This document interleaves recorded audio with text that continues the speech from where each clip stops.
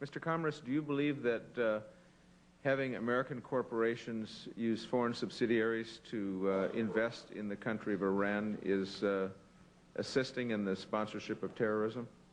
Yes, I do, Mr. Chairman. I think that it's somewhat ironic and difficult to understand why we place a burden on American companies with respect to sanctions and then go ahead and allow foreign subsidiaries to continue to compete with companies that don't create these foreign subsidiaries. If our intent is to cut off our own companies from dealing with Iran and other terrorism-supporting states, it seems quite logical that we would want that to extend as far as possible to anyone that we could influence, including using our corporate influence and our overall policies to dissuade others, including foreign subsidiaries, from undercutting the very objectives that our sanctions were placed in for.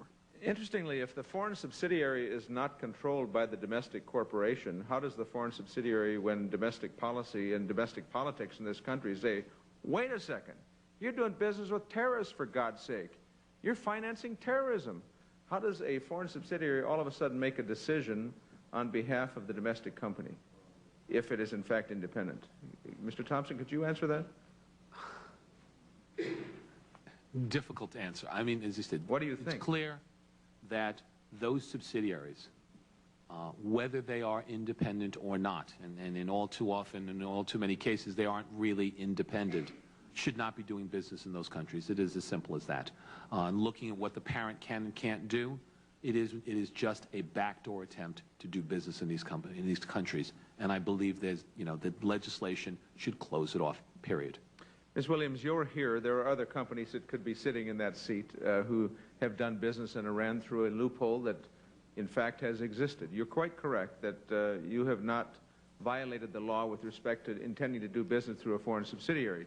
I'm not so sure that Halliburton has been on the right side of the line with respect to the way that foreign subsidiary was established. For example, didn't HPSL in Dubai use the same telephone number as Halliburton's Dubai office? Senator, I would have to reiterate that that was the telephone number listed in the telephone book is actually incorrect, and we have checked into that. That was a registration office that was there because at one point we were changing the names from Otis International Limited to Otis International Limited to HPSL. The HPSL office, where all of its operations and its employees were a completely separate location, and we would be happy to provide more detailed information on that to you or your staff. Is it the case that 100% of the profits of your Cayman Islands subsidiary came from Dubai, from the foreign subsidiary in Dubai? Yes, because the Cayman Islands is a registration for HPSL, and their operations office is in Dubai. And that profit came exclusively from activities in Iran? The profit for that subsidiary came exclusively from Iran operations, yes. Let me just say this. Well, first of all, Ms. Williams, I appreciate your coming to testify, but I do think that we're holding this hearing because I think there's something dreadfully wrong. There's just something fundamentally wrong, and when I read what Mr. Thompson has been engaged in for some long while now, it occurred to me that we ought not have to ask Mr. Thompson, who manages $100 billion of pension assets in New York City, to carry the burden of changing something that is wrong with respect to U.S. law. If we're going to have sanctions against a prohibited country, then we ought not have exceptions to it, and we ought not have someone going around the sanctions through a loophole that says we still want to do business with a terrorist state.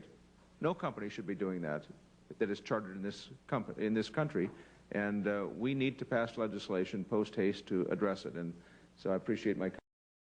Mr. Thompson, given your work and research, do you think that companies will stop doing business with terrorist nations on their own, or is legislation needed? Unfortunately, it's become clear over a period of years that while things may be legal, it doesn't mean that they are ethical. And I believe that unless you close the loophole, companies will continue to attempt to do business in backdoor fashions. Thanks very much, Mr. Chairman. Thank you. Senator Brown. Thank you, Mr. Chairman. Thank you all for being here. I appreciate your willingness and your candor with us. Willingness to be here and your candor. Ms. Williams, I look at this. I'm not a member of this committee. I'm new to the Senate. I was in the House for 14 years, and I'm just sort of amazed by how all this has unfolded in the last 5 years or so. Your company is one that's had billions of dollars in government contracts. Your company has made settlements with the government, I believe, because of overcharges on services to our troops, often with non-delivery to the troops, often underperformance on those contracts. Your company has had millions of dollars in contracts with terrorist states, building up their economy. The Vice President of the United States, former executive of your company, draws a pension 3 times what the average American, middle-class American, earns in a year. Now you pretty much say, and the Republican Congress has pretty much done nothing about any of this. Now you say 3 things today. You say, well, the company was a subsidiary. You say the company acted perfectly appropriately under the law, and then you said, besides, the French do it too. The French company seems even worse. Do you or two other top executives at Halliburton really understand why the American public is so angry about this? I would say that the company has been under the spotlight for a long time. We see what's printed in the press about us, and we listen to what our own employees have to say. And I think that from a purely sympathetic standpoint, we can look at and say, based upon the information that the American public gets, that they have a right to their opinions and to voice their opinions about our company in any way they see fit.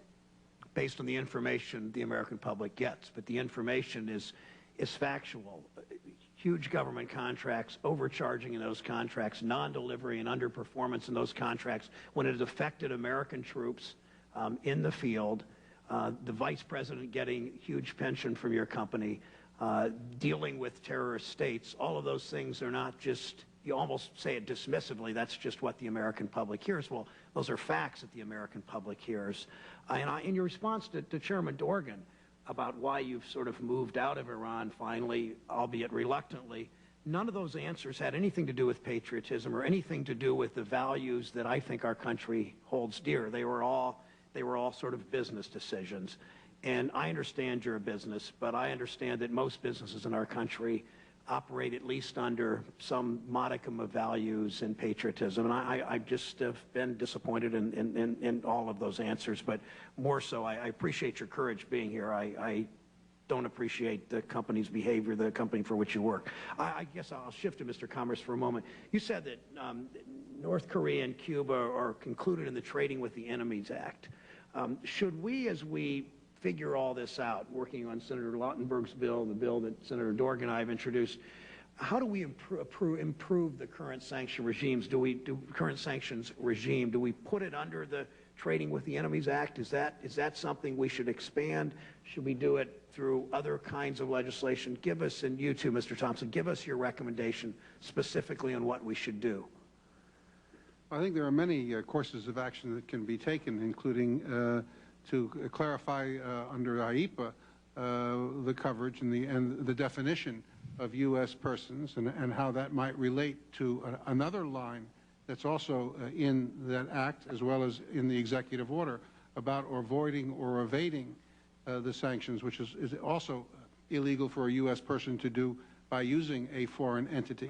So there are ways to look closely even at the existing authorities and to reinterpret them, to clarify them in various measures and acts in the legislature. But I do think it is a loophole that does need to be dealt with. In part, the loophole does have a rationale. That rationale, some of us recall from the time of the gas pipeline, when some foreign countries were very upset with what they viewed as the extraterritorial extension of U.S. authorities. And so we do walk something of a line here, but I think in the current context of Iran, it is very essential that we get to that line, and that line, I think, clearly does include foreign subsidiaries of U.S. company, where the profits are going to the U.S. company, and where it is ultimately the corporate decision of the parent, rather than the subsidiary, with respect to what its conduct is. And I think we see that in the parent being able to call it off and saying, no longer will these subsidiaries do this kind of business.